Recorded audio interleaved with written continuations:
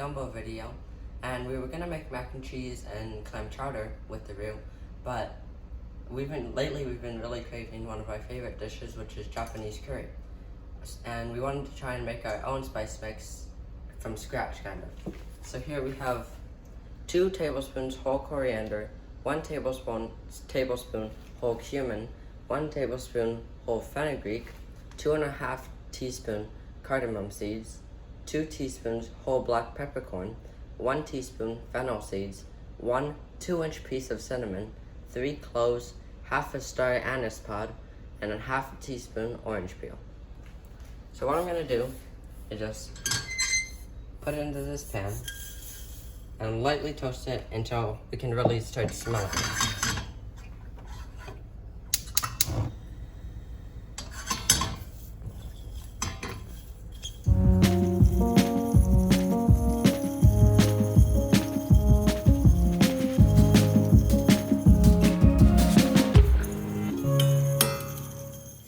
So it's starting to become really fragrant and you can start smelling all the flavors. Super fragrant now, guys. I think it's ready to put in the blender and grind it up.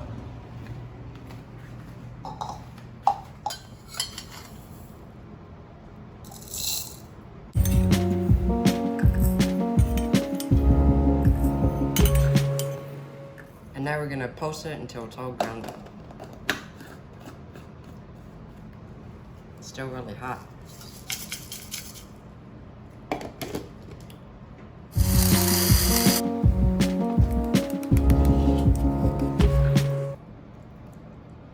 Oh my god, it smells so good. Now we're just gonna wait for the roux to be done and we can put this in and make our curry. Hi, the roux's looking good. And now we're gonna add the onions, spices, and some onion and garlic and salt.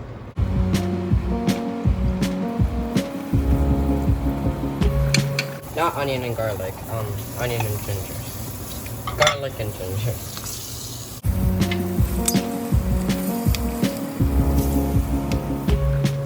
Onions are looking translucent, and now we're gonna put in our spice mix.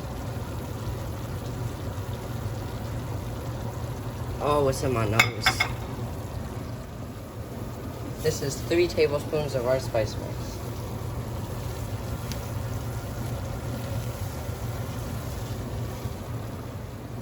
Here comes our chicken stock, and we're just trying to make it as thick as we want.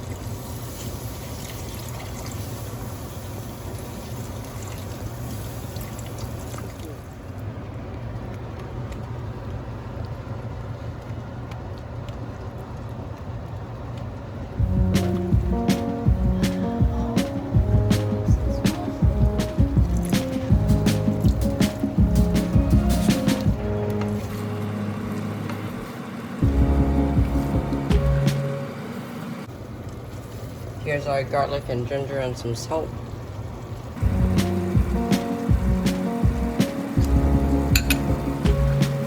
And here's what a lot of people don't tell you about curry. There actually tends to be a lot of apple in a lot of curry.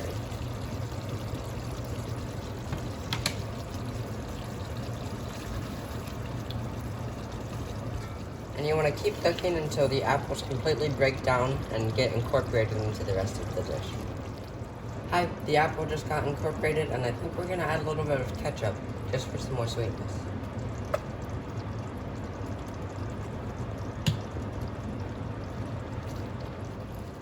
And now we're gonna put in our ground pork.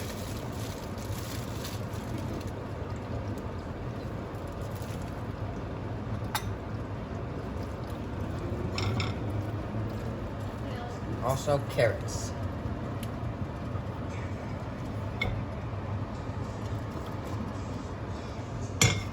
Alright, I'm gonna fill my deep Dutch oven about a third of the way up with oil.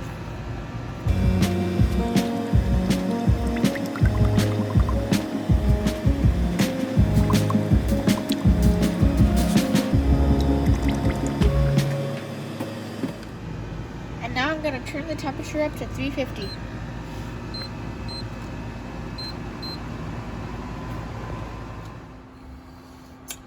While the oil is heating up, I am going to set up my fry station. I have my salt and pepper chicken that I deboned earlier, I have my egg wash, and I have my panko. I also have my receiving end on the other side. Right now I'm making the katsu to go with the curry. You can buy boneless, skinless chicken thighs, but our dad's cheap and makes us cut our own.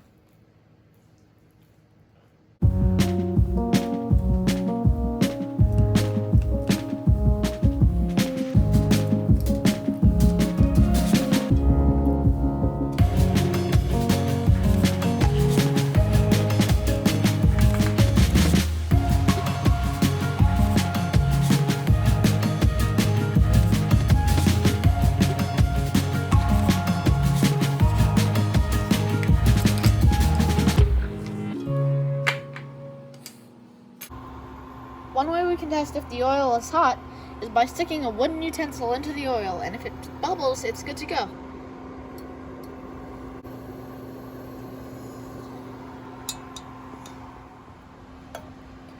I'm taking my chicken, my salt and pepper chicken, and I'm putting it through an egg wash.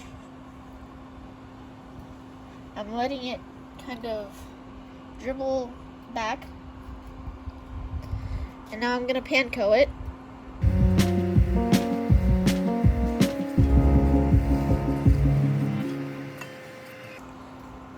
And now I'm going to stick it in the fryer.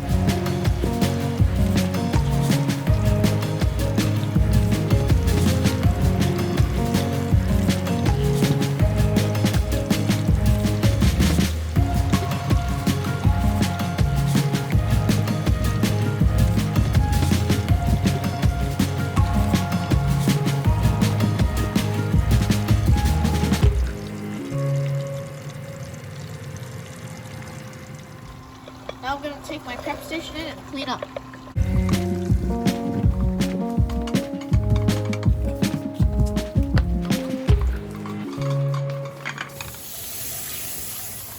So the chicken looks golden brown and delicious. So I'm going to turn off my heat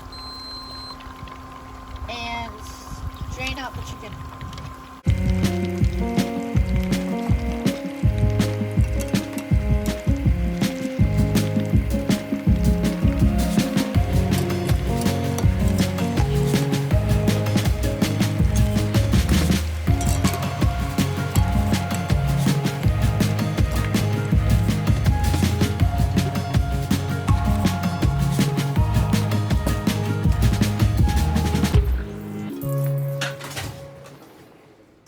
So this is what the finished dish looks like served over rice. I hope you guys enjoyed. Please like and subscribe.